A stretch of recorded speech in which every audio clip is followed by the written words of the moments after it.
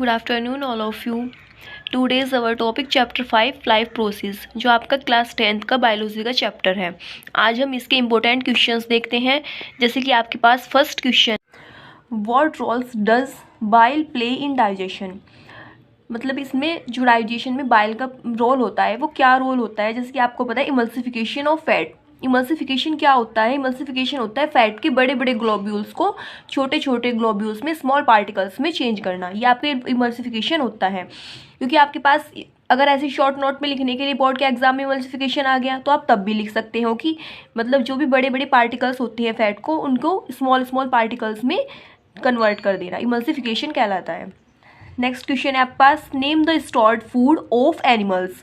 हमें stored food जो animals के अंदर होता है वो क्या होता है? आपका ग्लाइकोजन। नेक्स्ट क्वेश्चन है आपके पास, how do autotrophs obtain CO2 and N2 to make their food. Autotrophs यानी कि जो आपकी खुद से सेल्फ डिपेंडेंट अपना फूड अपने आप बनाते हैं, ऑटोट्रॉप्स वो होते हैं। तो मतलब CO2 and N2 to make their food, इसके अंदर CO2 और N2 के द्वारा मतलब अपना फूड कैसे बनाते हैं? क्या है आपके पास? CO2 from atmosphere through diffusion of stomata. N2 is absorbed from soil in the form of nitrates and nitrites। अब जैसे कि आपके पास नेक्स्ट क्वेश्चन है, what is the main toxic waste which kidney filters from the blood. तो क्या होता है? जैसे मतलब नॉर्मल सा क्वेश्चन है, सबको ही पता है, urea and uric acid. Urea भी हो सकता है आपका एंड यूरिक एसिड भी, दोनों ही ऑप्शन सही है। How is food transported in plants. Food transport कैसे करते हैं प्लांट्स के अंदर? Food is transported in dissolve from through phloem. This process is known as translocation. ये क्वेश्चन आपके पास भाई ऐसे भी आ सकता है, डिफाइन द ट्रांसलोकेशन। अगर डिफाइन द ट्रांसलोकेशन आ गया तब भी आप सेम यही लिखेंगे, और अगर आपके पास how is food transported in plants आ गया तब भी आप यही लिखेंगे।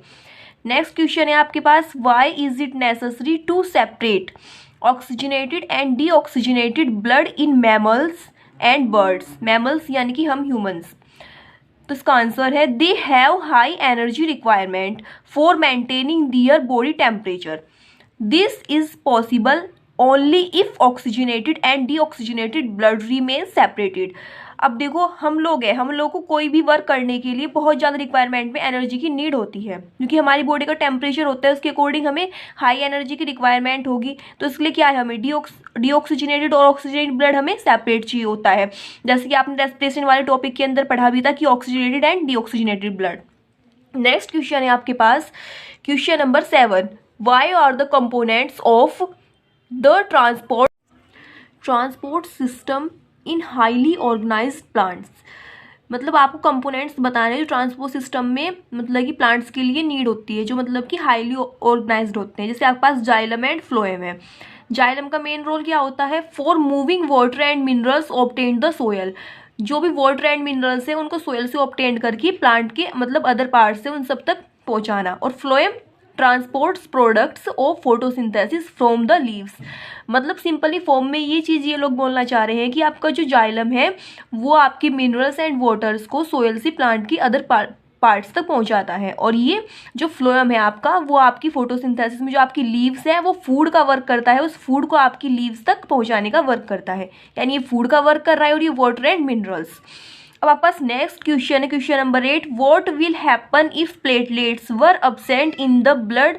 अगर आपके अंदर प्लेटलेट्स आपके ब्लड के अंदर अब्सेंस हो जाए तो क्या होगा? In the absence of platelets the process of clotting will be affected. आपका ब्लड क्लोट होता है ना, अगर आपकी प्लेटलेट्स ही अब्सेंट हो जाएगी तो आपके अंदर ब्लड क्लोट होना बंद हो जाएगा। नेक्स्ट क्वेश्चन है आपके पास, question number 9, what are the functions of gastric gland present in the wall of the stomach. Most important question है।